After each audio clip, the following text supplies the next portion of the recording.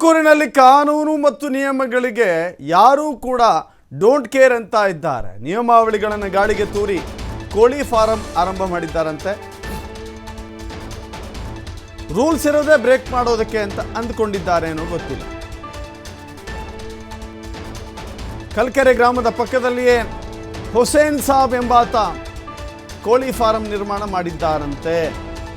ಆರೋಪ ಇದು.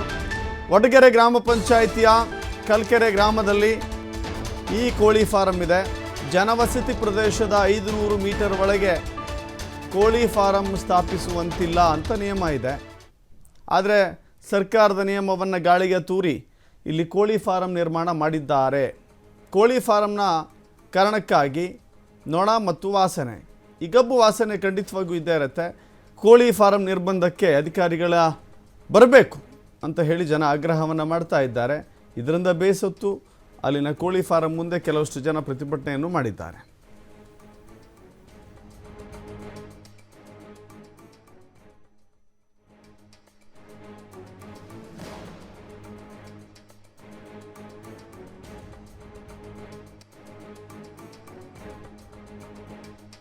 ಗ್ರಾಮದವರು ಇಲ್ಲಿ 200 ಮೀಟ್ರ್ ಐತೆ ಸರ್ ಊರಿಂದ ಈ ಕಡೆಗೆ ಕೋಳಿ ಫಾರಂ ಮಾಡ್ತಾವ್ರು. ಹುಸೇನ್ ಸಾಬ್ ಅಂತ ಅವರು ಸ್ವಲ್ಪ ಈ ಕಾಂಗ್ರೆಸ್ ಕಡೆಗೆ ಓಡಾಡ್ಕೊಂಡು ಅವರು ಬಿಡು ಸರ್ಕಾರ ನಮ್ಮದೇ ಐತೆ ಅಂತ ಹೇಳಿ ಇಲ್ಲಿ MLA ಬಂದು ಪರಮೇಶ್ವರು.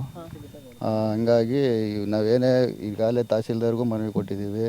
AC DC ತಗಿ ಸತತವಾಗಿ 2.5 ತಿಂಗಳು 3 ತಿಂಗಳಿಂದ ಓಡಾಡ್ತಾ ಇದ್ದೀವಿ. ಜನ ಎಲ್ಲ DC ಆಫೀಸ್ ಹತ್ರ ಹೋಗಿ ಒಂದು ಬಸ್ ಜನನೇ ಹೋಗಿದ್ವಿ ಸ್ಟ್ರೈಕ್ ಮಾಡೋಕ್ಕೆ. ಆದ್ರೂ ಏನೂ ರೆಸ್ಪಾನ್ಸ್ ಮಾಡ್ತಿಲ್ಲ. ತಹಸೀಲ್ದಾರು ಇಲ್ಲಿರೋ ಒಂದು 2 ಕಿಲೋಮೀಟ್ರ್ ದೂರ ಬರ್ತಾರೆ, ಇಲ್ಲಿಗೆ ಬಂದು ಸ್ಪಾಟ್ ಇನ್ಸ್ಪೆಕ್ಷನ್ ಮಾಡ್ತಾಯಿಲ್ಲ. ಹಂಗಾಗ್ಬಿಟ್ಟು ಇಲ್ಲಿ ತೀರಾ ತೊಂದರೆ ಆಗ್ತಾಯಿತ್ತು ಊರಿಗೆ. ಮಕ್ಕಳು ಮರಿ ಚಿರತೆ ಎಲ್ಲ ಈಗಾಗಲೇ 1 ಸಲ 2 ಸಲ ಚಿರತೆಗೆ ಬೋನಿಟ್ಟಿದ್ರು, ಅದು ಎಲ್ಲ ಗೊತ್ತೇ. ಹಂಗಾಗಿ ಜಾಸ್ತಿ ತೊಂದರೆ ಆಗ್ತಾಯಿದೆ. ಯಾರು ಅಧಿಕಾರಿಗಳು ಕಿವಿಗೆ ಹಾಕ್ಕೊಂಬ್ತಾ ಇಲ್ಲ.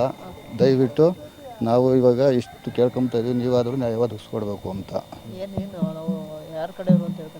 ಯಾರು ಇವರು ಅದೇ ಸರ್ಕಾರ ಇದಕ್ಕೆ ನಮ್ದೈತೆ, ನಾವೇನು ಬೇಕಾದ್ರೂ ಮಾಡ್ಕೋಬೋದು ಎಂಬ ಒಂದು ಇದಕ್ಕೆ ಓಡಾಡ್ತಾವ್ರೆ. ಆ ಜಮೀನು ತಗೊಂಬೋದು ಅವ್ರಿಗೆ ಹೇಳಿದೆ.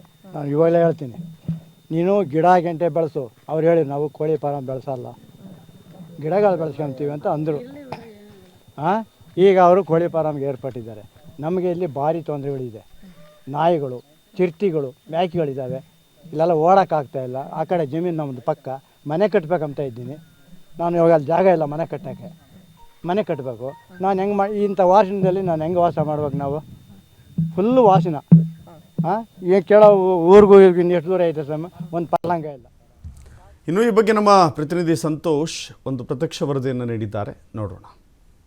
ಹೊರ ಕ್ಷೇತ್ರ ಕೊರಟಗೆರೆ ತಾಲೂಕಿನ ಕಲ್ಕೆರೆ ಗ್ರಾಮದಲ್ಲಿ ಏನು ನಿರ್ಮಾಣ ಆಗ್ತಾಯಿದೆ ಅನಧಿಕೃತವಾಗಿ ಕೋಳಿ ಫಾರಂ, ಇದು ಸಾಕಷ್ಟು ರೀತಿಯ ಒಂದು ಅವಾಂತರವನ್ನು ಕೂಡ ಗ್ರಾಮಸ್ಥರಿಗೆ ತಂದೊಡ್ಡಿರ್ತಕ್ಕಂಥದ್ದು. ನಾನೀಗ ಆ ಒಂದು ಸ್ಥಳದಲ್ಲಿದೆ.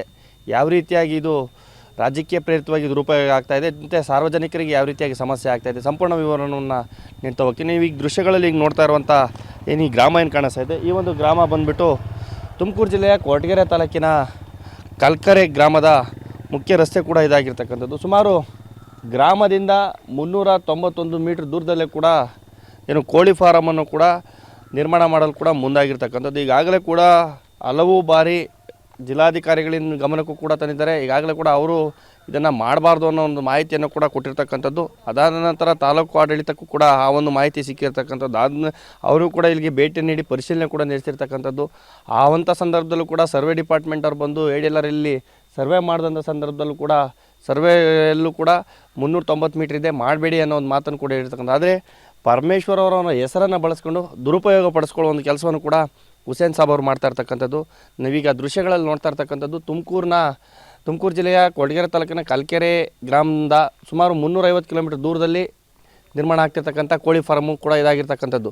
ಏನು ನೋಡ್ಬೋದು. ಈಗಾಗಲೇ ಕೂಡ ಈ ಒಂದು ಕೋಳಿ ಫಾರಂ ನಿರ್ಮಾಣ ಮಾಡೋದ್ರಿಂದ ಗ್ರಾಮದಲ್ಲಿ ಸಾಕಷ್ಟು ರೀತಿಯ ಒಂದು ಸಮಸ್ಯೆ ಕೂಡ ಆಗುತ್ತೆ ಅನ್ನೋ ಒಂದು ಮಾತನ್ನು ಕೂಡ ಗ್ರಾಮಸ್ಥರು ಹೇಳ್ತಾ ಇರ್ತಕ್ಕಂಥದ್ದು. ಹಲವು ಬಾರಿ ಸಂಬಂಧಪಟ್ಟಂಥ ಅಧಿಕಾರಿಗಳಿಗೆ ಮನವಿಯನ್ನು ಕೊಟ್ವಿ, ಆದರೆ ಕೇವಲ ನೆಪ ಮಾತ್ರಕ್ಕೆ ಮಾತ್ರ ತಾಲೂಕು ಮಟ್ಟದ ಅಧಿಕಾರಿಗಳು ಭೇಟಿಯನ್ನು ನೀಡ್ತಾ ಇದ್ದಾರೆ, ಪರಿಶೀಲನೆ ಮಾಡ್ತಾ ಇದ್ದಾರೆ. ಮತ್ತು ದೂರವಾಣಿ ಸಂಪರ್ಕ ಮಾಡಿದಂಥ ಸಂದರ್ಭದಲ್ಲಿ ಬರ್ತೀವಿ ಅನ್ನೋ ಒಂದು ಸಬೂಬೂತ್ರವನ್ನು ಹೇಳ್ತಾ ಇದ್ದಾರೆ. ಆದರೆ ನಮ್ಮ ಸಮಸ್ಯೆ ಬಗೆಹರಿಬೇಕು.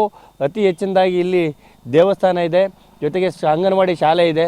ಅಂಗನವಾಡಿ ಶಾಲೆ ದೇವಸ್ಥಾನ ಇರೋ ಕಡೆ ಮಾಡೋಂಗಿಲ್ಲ ಅನ್ನೋ ಒಂದು ರೂಲ್ಸ್ ಇದ್ದರೂ ಕೂಡ ಆದರೂ ಕೂಡ ಮಾಡೋದಕ್ಕೆ ಮುಂದಾಗಿರ್ತಕ್ಕಂಥದ್ದು.